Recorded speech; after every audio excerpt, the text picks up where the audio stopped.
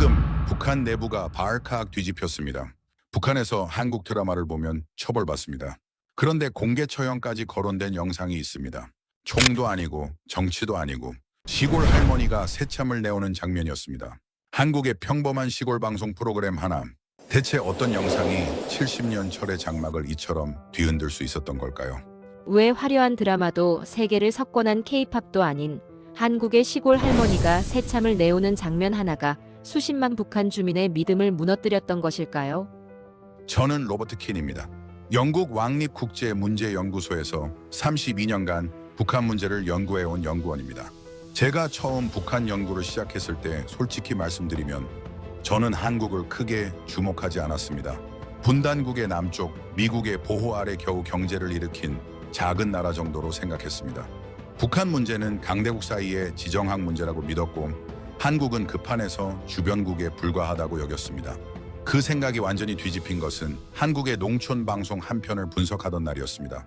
6시 내 고향? 철의 장막 뒤에서 무슨 일이 벌어지고 있는가? 북한은 세계에서 가장 완벽한 정보 통제 사회입니다.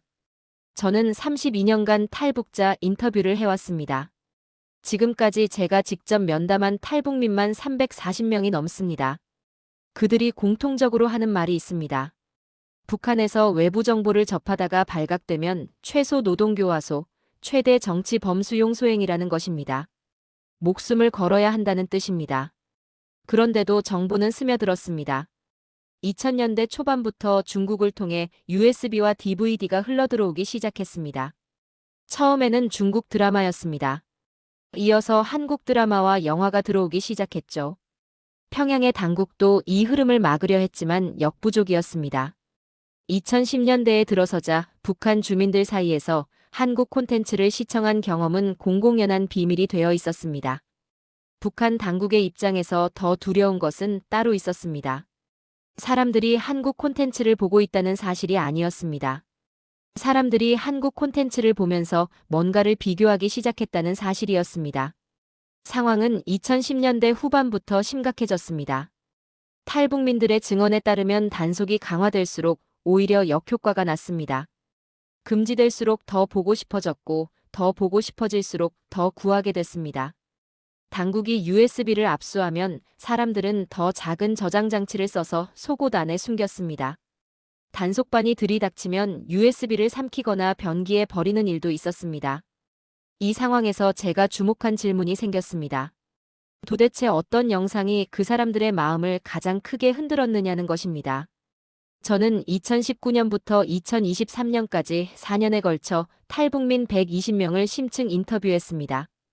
공통적으로 언급된 영상이 두 편이었습니다. 하나는 한국 농촌 생활을 다루는 방송이었습니다. 그리고 또 하나는 동물 구조 프로그램이었습니다. 처음 이 이야기를 들었을 때 저는 이해가 되지 않았습니다. 첩보 영화도 아니고 체제 선전도 아니고 농촌 방송과 동물 프로그램이라니. 저도 의아했습니다. 하지만 인터뷰가 쌓일수록 저는 서서히 그 이유를 알게 됐습니다. 그리고 결국 소름이 돋았습니다. 북한이 한국을 어떻게 가르쳤는가, 북한이 자국 주민에게 남한을 어떻게 묘사했는지를 먼저 알아야 합니다. 탈북자들의 증언은 충격적입니다. 북한 교과서와 당 기관지는 남한을 이렇게 묘사합니다. 미국 제국주의의 식민지, 거리에 거지가 넘치는 빈곤국, 노동자들이 착취당하며 굶주리는 지옥. 그리고 북한의 위대한 체제가 없었다면 이미 붕괴했을 종이 호랑이라는 식이었습니다. 북한 주민들은 이 말을 믿을 수밖에 없었습니다. 비교할 대상이 없었으니까요. 저는 탈북민 이영철 씨의 이야기를 지금도 생생하게 기억합니다. 함경북도 출신으로 탈북 전까지 지방당 간부였던 분입니다. 인터뷰에서 그분이 이렇게 말했습니다. 우리는 남한이 불쌍하다고 배웠습니다. 배가 고파게를 잡아먹고 아이들이 쓰레기통을 뒤진다고 했습니다. 우리가 더 잘 산다고 했습니다. 그러면서 이영철 씨는 웃었습니다. 씁쓸한 웃음이었습니다. 근데 말입니다. 우리 집에 쌀이 없었습니다. 그래도 남한이 더 가난하다고 믿었습니다. 이 발언이 저에게는 깊이 박혔습니다. 북한 당국의 정보 통제는 단순한 검열이 아니었습니다. 주민들의 인식체계 자체를 바꾸는 작업이었습니다. 자신이 굶주리면서도 그것이 남한보다는 낫다고 믿게 만드는 구조였습니다. 더욱 충격적인 사실은 따로 있었습니다. 이 믿음 체계는 생각보다 훨씬 단단했습니다. 한국 드라마가 처음 들어왔을 때 많은 북한 주민들이 저것은 꾸며낸 것이라고 생각했습니다. 탈북민 김순희 씨가 그 상황을 이렇게 설명했습니다. 처음에 한국 드라마 봤을 때 저거 거짓말이라고 했습니다. 저렇게 잘 사는 나라가 어디 있냐고. 배우들이 입은 옷이 너무 화려해서 세트장에서 찍은 선전 영화라고 생각했습니다. 미국이나 일본이 돈 줘서 만든 가짜 영상이라고. 그러니까 역설적인 상황이 벌어진 것입니다. 한국의 화려함이 오히려 신뢰를 떨어뜨렸습니다. 너무 잘 사는 모습이 오히려 허구처럼 보였습니다. 북한 당국이 그렇게 가르쳤으니까요. 저것은 미국이 만든 가짜다. 선전 영상이다. 그런데 말입니다. 그 벽을 허문 것이 다름 아닌 한국의 농촌 방송이었습니다. 평범한 시골 방송이 만들어낸 균열. 저는 처음에 이 사실이 납득되지 않았습니다. 화려한 드라마도 못 뚫은 방벽을 농촌 방송이 뚫었다니 무슨 이야기인가 싶었습니다. 하지만 인터뷰가 계속될수록 저는 그 이유를 이해하게 됐습니다. 그리고 결국은 한국이라는 나라가 어떤 나라인지를 다시 생각하게 됐습니다. 탈북민들이 이야기한 영상은 한국방송공사에서 오래 방영해온 농촌 생활 다큐멘터리였습니다. 이 프로그램은 한국 농촌의 일상을 그대로 담습니다. 특별한 연출이 없습니다. 농부 할아버지가 밭을 갈고 할머니가 새참을 내오고 아이들이 마당에서 뛰는 모습. 거창한 배경음악도 없고 화려한 세트도 없습니다. 그냥 한국 시골의 평범한 하루입니다. 바로 그것이 핵심이었습니다. 꾸밀 수 없는 것이었습니다. 북한에서 탈출해 지금은 서울에 거주하는 박명호 씨. 그분의 증언이 저에게 가장 강렬하게 남아 있습니다. 박명호 씨는 함경남도 농촌 출신입니다. 2014년에 탈북했습니다. 그분이 북한에서 그 방송을 처음 본 것은 2012년이었습니다. 이웃집에서 남몰래 USB를 빌려 심야에 혼자 봤다고 했습니다. 처음에는 그냥 채널을 넘기려 했다고 합니다.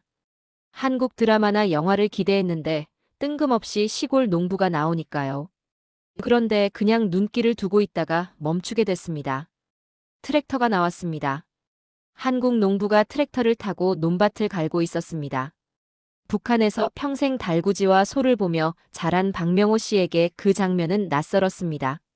그런데 더 낯선 것은 트랙터가 아니었습니다. 농부의 표정이었습니다. 특별히 부유해 보이는 사람이 아니었습니다. 평범한 옷을 입은 얼굴이 탄 농촌 어른이었습니다. 그런데 그 사람이 매우 여유로워 보였습니다. 다음 장면에서 카메라가 부엌을 비췄습니다. 냉장고 문이 열렸습니다. 박명호 씨는 그 장면을 설명하면서 한참 말을 잇지 못했습니다. 냉장고 안에 먹을 것이 가득 차 있었습니다. 채소, 고기, 과일. 찬통이 몇 개씩 쌓여 있었습니다. 냉장고 문을 여는 손길이 너무 자연스러웠습니다. 아무것도 아닌 일을 하듯이. 박명호 씨는 그 장면에서 처음으로 흔들렸다고 했습니다. 저기는 적의 일상이구나. 라는 생각이 들었다고 합니다. 다음 장면에서 새참이 나왔습니다. 밥이었습니다. 하얀 쌀밥이었습니다. 국도 있었습니다. 들판에서 일하는 농부들이 새참 자리에 앉아서 밥을 먹었습니다. 특별한 날이 아니었습니다. 그냥 일하다가 쉬는 시간이었습니다. 그런데 쌀밥이 당연한 일처럼 나왔습니다. 박명호 씨는 그날 밤 잠을 못 잤다고 했습니다. 이것이 중요합니다. 드라마를 볼 때는 저건 연기라고 생각할 수 있습니다. 영화를 볼 때는 저건 꾸민 것이라고 넘길 수 있습니다.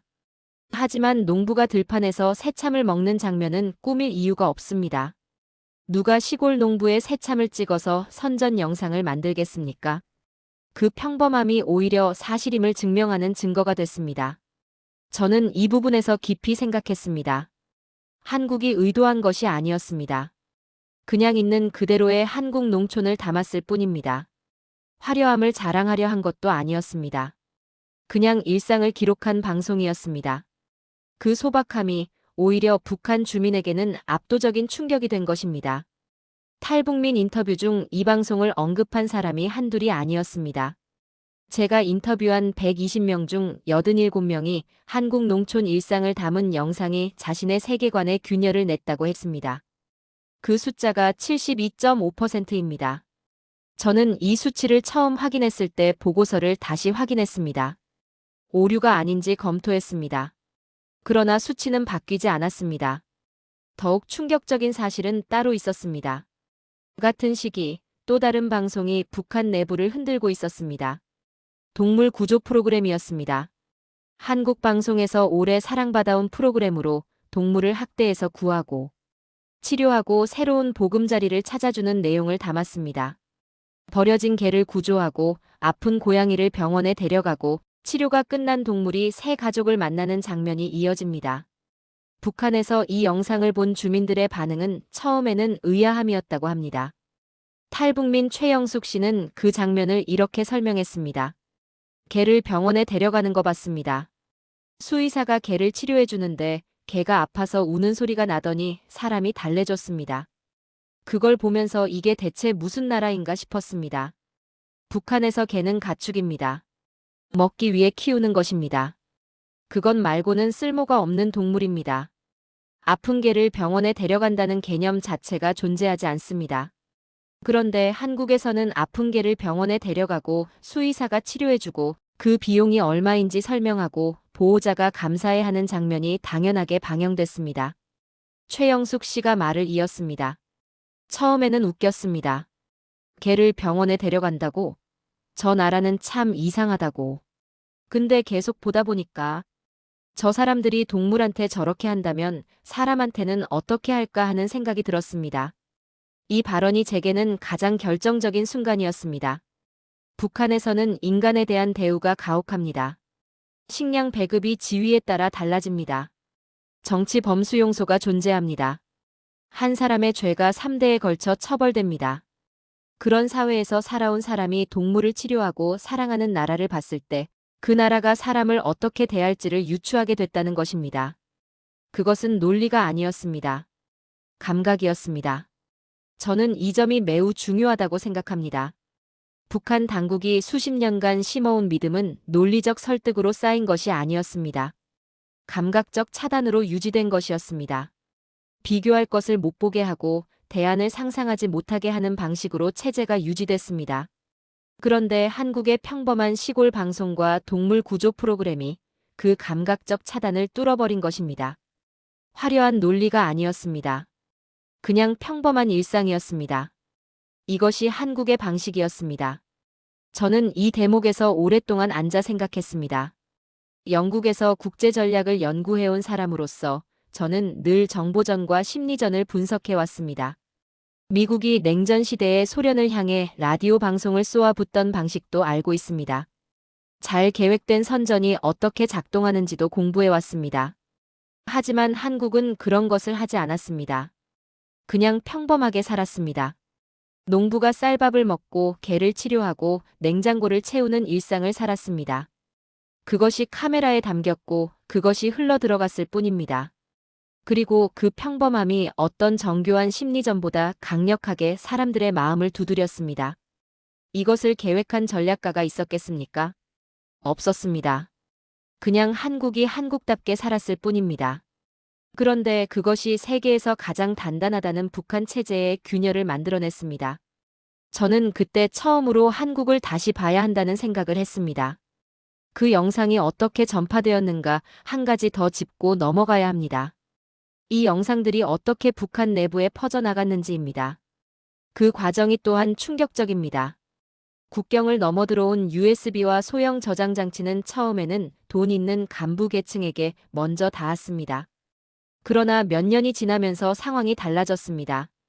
탈북민들의 증언에 따르면 2015년 이후부터 시장 세대라 불리는 1980년대 이후 출생 세대를 중심으로 한국 콘텐츠 공유가 급격히 확산됐습니다.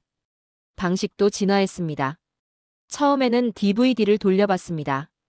그 다음에는 USB가 됐습니다. 이후에는 손톱 크기의 마이크로 저장 장치가 등장했습니다. 단속을 피하기 위해 크기가 줄어든 것입니다. 단속이 강화될수록 기술이 발전했고 기술이 발전할수록 콘텐츠는 더 빠르게 퍼졌습니다. 그런데 말입니다. 영상을 본 사람들 사이에서 흥미로운 현상이 나타났습니다. 한국 드라마를 본 사람들은 이것은 다른 나라 이야기라는 반응이 많았습니다. 저렇게 사는 사람들이 있구나 하고 넘어갔습니다. 그러나 농촌 방송을 본 사람들은 달랐습니다. 대화를 나눴습니다. 자신과 같은 농촌 출신이 저렇게 사는 것을 봤을 때 그것은 남의 이야기가 아니었습니다. 우리와 같은 농사꾼이 저렇게 산다. 이 이야기가 퍼져나갔습니다. 탈북민 인터뷰 중에 이런 증언이 있었습니다. 함경북도 청진 출신의 한 탈북민은 이렇게 말했습니다. 그 방송을 보고 나서 이웃과 이야기를 나눴는데 이웃이 조심스럽게 물었다고 합니다. 당신도 그거 봤냐고. 서로 조용히 고개를 끄덕였다고 합니다. 말을 하지 않아도 통하는 것이 있었다고 했습니다. 그것이 균열이었습니다. 말로 하지 않아도 함께 아는 것. 체제가 거짓말을 한다는 것을 함께 느끼는 것. 북한 당국이 가장 두려워한 것은 총이나 폭탄이 아니었습니다. 주민들이 서로 눈빛으로 통하는 것, 그것이었습니다.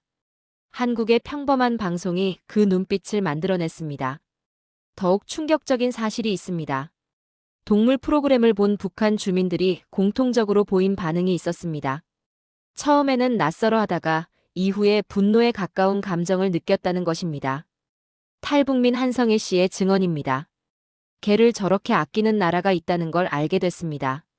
그러면서 우리는 어떤가 하는 생각이 들었습니다. 우리 가족이 굶을 때 당에서 아무것도 안 해줬습니다. 개만도 못한 대우를 받는다는 생각이 처음으로 들었습니다. 이 발언은 저에게 많은 것을 생각하게 했습니다. 동물을 잘 대우하는 나라를 보면서 사람을 못 대우하는 자신의 나라를 다시 본 것입니다. 직접적인 비교 대상이 없었을 때는 이것이 당연한 것이라고 믿었습니다. 그런데 기준이 생기는 순간 현실이 다르게 보이기 시작했습니다. 한국은 그 기준을 만들어준 것입니다. 의도한 것이 아니었습니다. 그냥 동물을 사랑하는 문화를 가지고 있었고 그 문화를 그대로 방송에 담았을 뿐입니다. 그런데 그것이 수천 킬로미터 떨어진 북쪽에서 사람들의 마음을 흔드는 도구가 됐습니다. 저는 이것이 매우 한국적이라고 생각합니다. 한국은 의도하지 않은 방식으로 의도한 것보다 큰 일을 해낸 경우가 많습니다. 전쟁의 폐허에서 경제를 일으킨 것도 문화가 세계로 퍼져나간 것도 처음부터 큰 그림을 그리고 시작한 것이 아니었습니다. 그냥 열심히 살고 묵묵히 일하고 자신의 길을 걸었을 뿐입니다. 그리고 그것이 세상을 바꿔놓았습니다. 70년 체제가 흔들린 순간 제가 수행한 연구의 결론을 말씀드리겠습니다. 탈북민 120명 중 89명, 즉 74.2%가 탈북을 결심하는 데 있어서 한국 일상 콘텐츠가 직접적이거나 간접적인 영향을 미쳤다고 응답했습니다. 이 수치를 저는 3번 검토했습니다. 통계 처리 방식이 맞는지 확인했습니다. 결과는 달라지지 않았습니다. 더 주목할 것은 그 영향의 방식입니다. 화려한 도시 영상을 본 사람들은 저건 우리와 다른 세계라고 느꼈다고 했습니다. 그러나 농촌 방송을 본 사람들은 저건 내 이야기일 수도 있다는 생각을 했다고 했습니다. 이 차이가 결정적이었습니다. 동일시. 나와 같은 사람이 저렇게 살 수 있다는 상상이 가능해지는 순간 모든 것이 달라집니다. 북한 당국이 이 상황을 완전히 파악한 것은 2017년 이후입니다. 대대적인 단속이 강화됐습니다. 한국 콘텐츠 시청을 적발하면 공개 처형까지 하겠다는 포고령이 나왔습니다. 2020년에는 반동 사상문화 배격법이 공식적으로 제정됐습니다. 법으로 처벌 수위를 명시한 것입니다.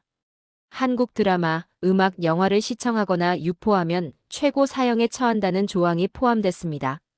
그런데 말입니다. 이미 흔들린 마음은 법으로 막을 수 없었습니다.